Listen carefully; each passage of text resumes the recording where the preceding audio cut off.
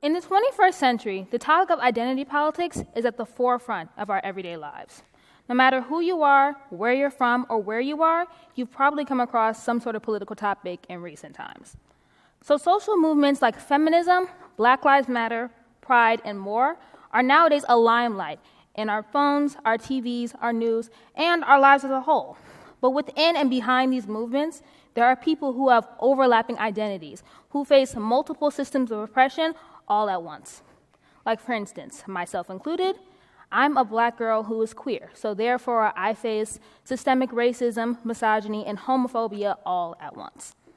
But what I'm here to talk about today is how we view each other and how it all plays out in the end. Often I feel like when our society starts learning about an issue, the focus is almost always placed on the people who have the most privilege within those marginalized communities. And rather than focusing on those people, we need to focus on the whole big picture and think about all of the people involved. And the thing that I said prior was what I would describe as a lack of intersectionality.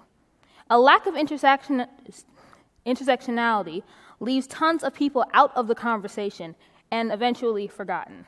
But truly, we need to figure out how the people who are forgotten can remain uncut, hence the title of my speech.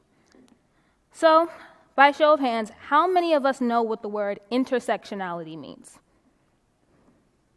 Okay. So, luckily, this is what I was expecting, so let's get into it.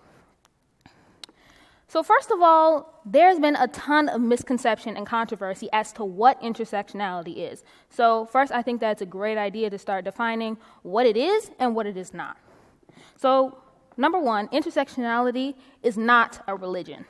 Contrary to what writer Andrew Sullivan thinks, intersectionality is not a religion that rejects the entire idea of free debate, science, or truth independent of white male power.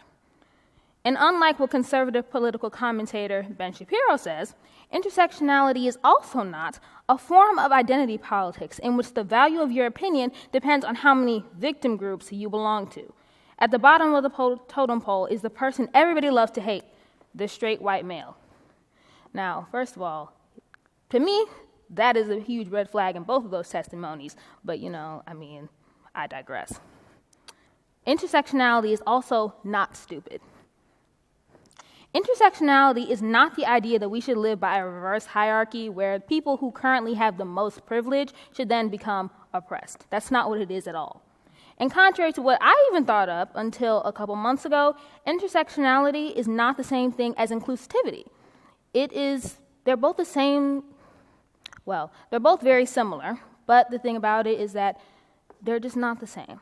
So, as a creator of the concept and word of intersectionality, as well as civil rights activist, UCLA, and Columbia Law School professor Kimberly Crenshaw would define it, intersectionality is a lens, a prism for seeing the way in which various forms of inequality often operate together and exacerbate each other.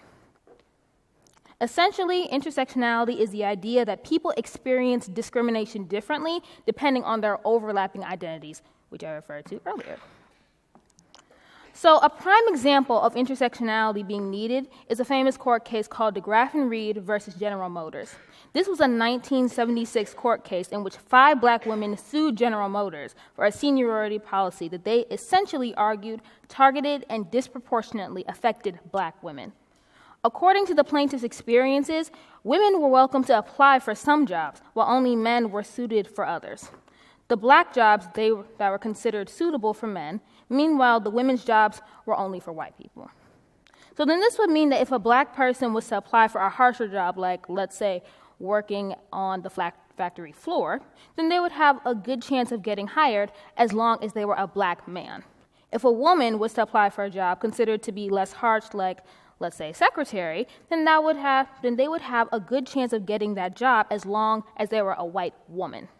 So because Black women were both Black and women, General Motors didn't really see a place fit for us. So when 5 Black women then went and sued General Motors for this very issue, the court decided that efforts to bind together both racial discrimination and sex discrimination claims, rather than sue on the basis of each, would be unworkable. The judge, Judge Harris Wangland, ruled against the plaintiffs, saying that black women could not be considered a separate protected class underneath the law, or else it would risk opening a Pandora's box of minorities who would demand to be heard in the law. So basically, the judge was saying that if being black and being a woman could be one specific type of discrimination, then that could risk opening a Pandora's box of other possible categories of discrimination. This is how not looking at issues through an intersectional lens then results in a lack of visibility and thus erasure. Points of views that lack intersectionality is nothing new, though. It's just that now we have a word to describe it.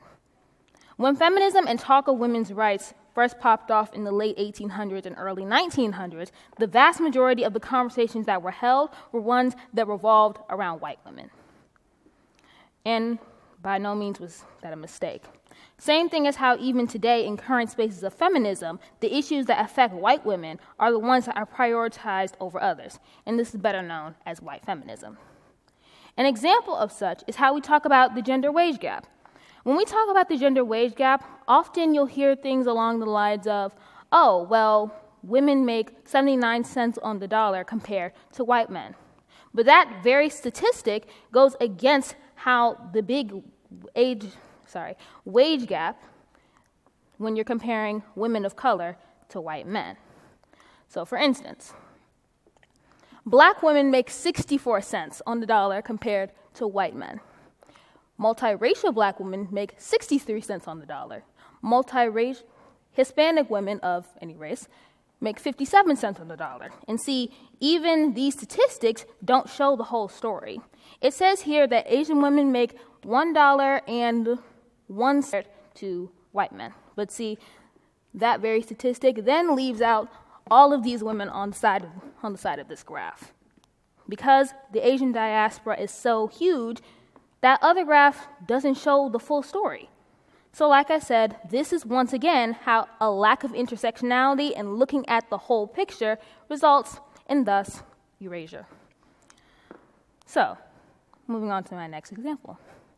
The Black Lives Matter movement was founded in 2013 after the murder of Trayvon Martin and the exoneration of his murderer, George Zimmerman. Because of the pure abuse, oppression, and mistreatment of black people, the movement was birthed through exhaustion and outrage of such by black women. Well, yes, black women. Through that, a worldwide movement was born, and through it, the black community has had a breakthrough in the fact that we are now having conversations that we have been forced to put on the back burner for decades. However, there is still a pattern of overt neglect to issues that don't affect black cisgender males. And for those who don't know what cisgender means, that means not transgender. And this once again exposes a lack of visibility through us not using an intersectional lens when we're looking at issues in our activism, conversations, and attempts at achieving some sort of justice.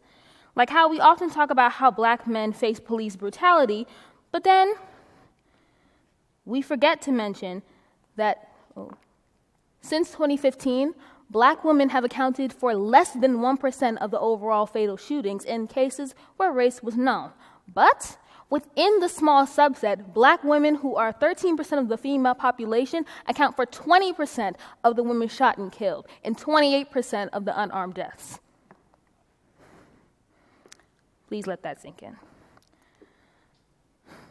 And mind you, this is via the Washington Post. So, and even though our rates of killings by police are less than black men, statistics do not dictate whether our lives matter or whether they deserve visibility. And that is really the key thing that you might want to understand. So, I know this might not feel in place, but let's play a game. So, at this point, please raise your hand if you recognize any of the following names. Rekia Boyd. Michelle Crusoe, Tanisha Anderson, Shelley Frey, Dorisha Armstrong, Yvette Smith, Eleanor Bumpers, Megan Hockaday. I'm sorry to say this, but this is what I was expecting. We also fail to acknowledge how black women get a lot less visibility and media recognition than black men, even when we do get killed at the hands of police. All the names that I mentioned are all Black women who have died at the hands of police. Some of those names even appear on this graph that we have here. So for the majority of these women, within the 60 days of their death, most of them had less than 5 articles written about them. I mean, some of us got lucky, and we got Breonna Taylor, who got 8 articles within 60 days of her death, and Ma'Khia Bryant, who got 489 articles within the 60 days of her death. So, like I was saying, the hunt for intersectionality is unfortunately not a lot better for the LGBTQ community. As you can see here,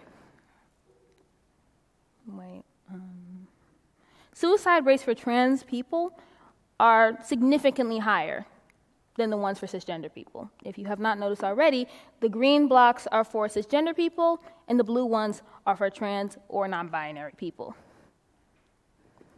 And this is barely the extent of how at-risk trans lives are, because 2021 was named the deadliest year for trans people after 375 trans people were murdered in that year alone.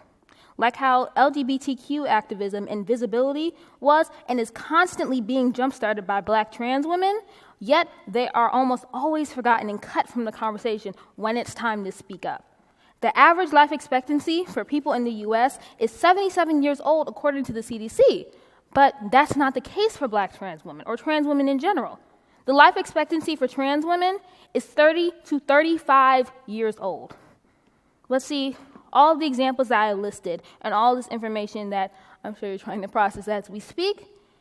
It now begs the question, how can we operate in a more intersectional way? Well, for one, I'd say that education is almost always the solution in these cases. Then, when you find out about some sort of issue involving identities, consider thinking about the different perspectives involved, because as we saw, it's almost always more than we realize. Next, when the victim in the situation is speaking about their experiences, instead of taking that as an opportunity to defend yourself, take that as an opportunity to sit down, shut up, and listen. Speak with us. Do not speak over us. Thank you. Next, when the victim in the situation, well, I already said that, but also for those who are allies of marginalized groups that you're not a part of, you cannot use your allyship or your identity as a part of another marginalized group as a way to separate yourself from your privilege. When your privilege is due to your whiteness, you being cisgender, you being white, you being straight, your wealth status, anything of those sorts, you must recognize your privilege at all times. You have to be actively intersectional and include everyone who the pattern and the problem harmfully affects, especially the ones that are disproportionately harmfully affected in the conversation. Last, but definitely not least, if you're claiming that you're a feminist or some sort of racial justice activist or LGBTQ plus activist, but you only speak on topics that affect yourself, you are indeed a part of the problem. So now that you are aware of these issues that I spoke on today, things like intersectionality and how to be intersectional and the issues that I spoke on today, you have no excuses to stay silent. Thank you.